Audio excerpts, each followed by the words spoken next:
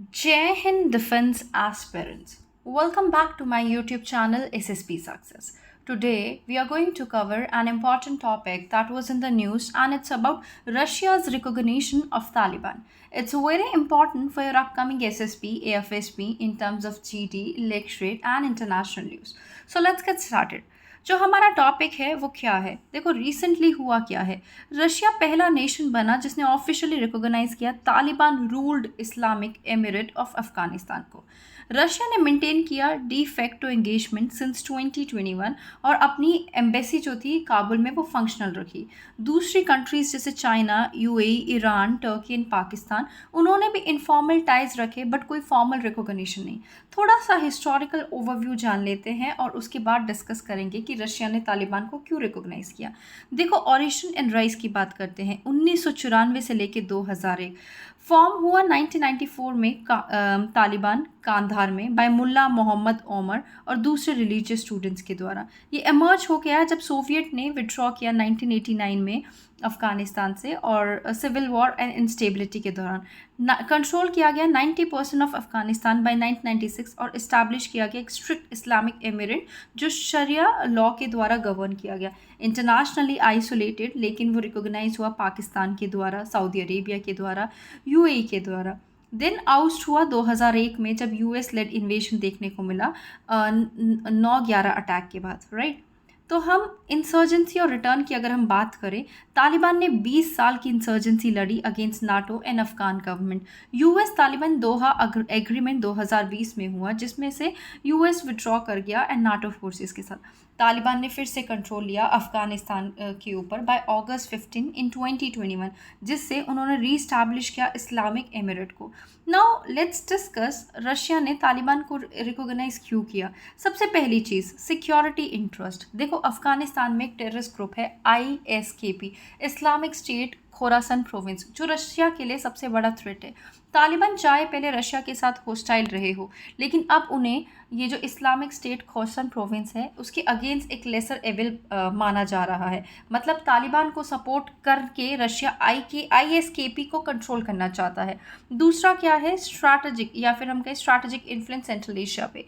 Russia central Asian Republic जैसे Tajikistan, Uzbekistan पर अपना डोमिनेंस बनाए रखना चाहता है। अफगानिस्तान तजाकिस्तान के साथ बॉर्डर शेयर करता है जो रीजनल सिक्योरिटी के लिए क्रिटिकल है। तीसरा जियो इकोनॉमिक इंटरेस्ट। अफगानिस्तान एक ट्रांजिट कॉरिडोर बना सकता है जो सेंट्रल एशिया को साउथ एशिया और इंडियन ओशन से कनेक्ट करेगा।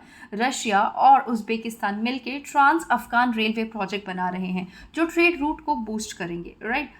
Apart from that, next we have is real politics and great power competition, right?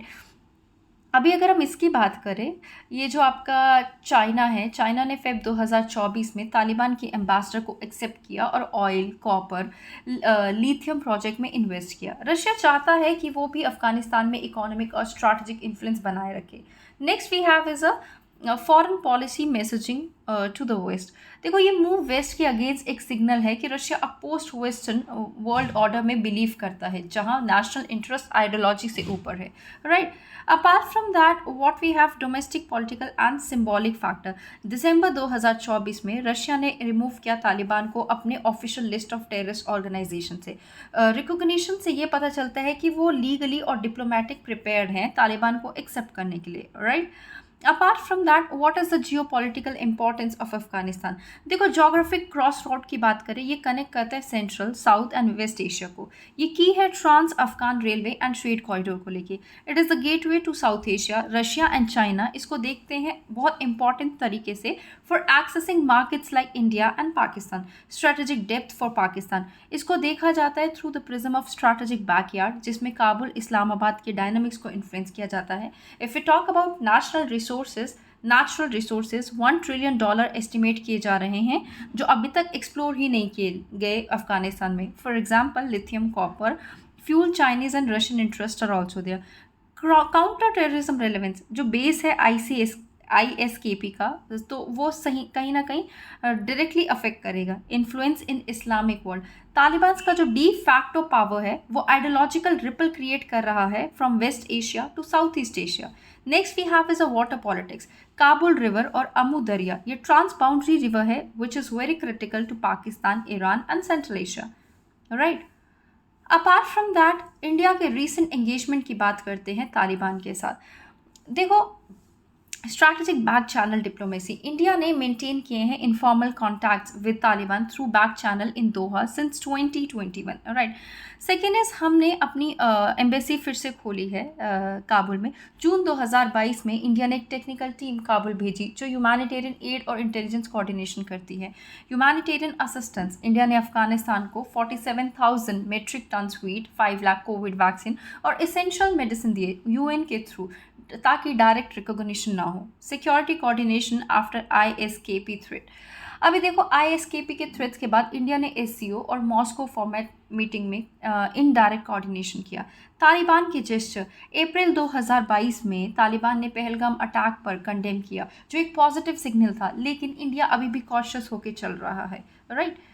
Next, limited engagement है हमारी तालिबान के साथ मल्टीलेटरल प्लेटफॉर्म में। इंडिया ने इंटरेक्ट किया तालिबान रिप्रेजेंटेटिव्स के साथ मॉस्को फॉर्मेट में और हार्ट ऑफ एशिया प्रोसेसेस में, बट वो फॉर्मल बायलेटरल डिप्लोमेसी को अवॉइड कर रहे हैं। No formal recognition policy is there. Ministry of external affairs ने क्लैरिफाई किया कि एंगेजमेंट इक्वेट नहीं करती है रिकॉग्निशन। इंडिया सपोर्ट करता है इंक्लूसिव अफगान पॉलिटी को and rights for the women's minority, और कंसिस्टेंट है जो UNSC के रेजोल्यूशन है उसके कॉन्टेक्स्ट में, राइट।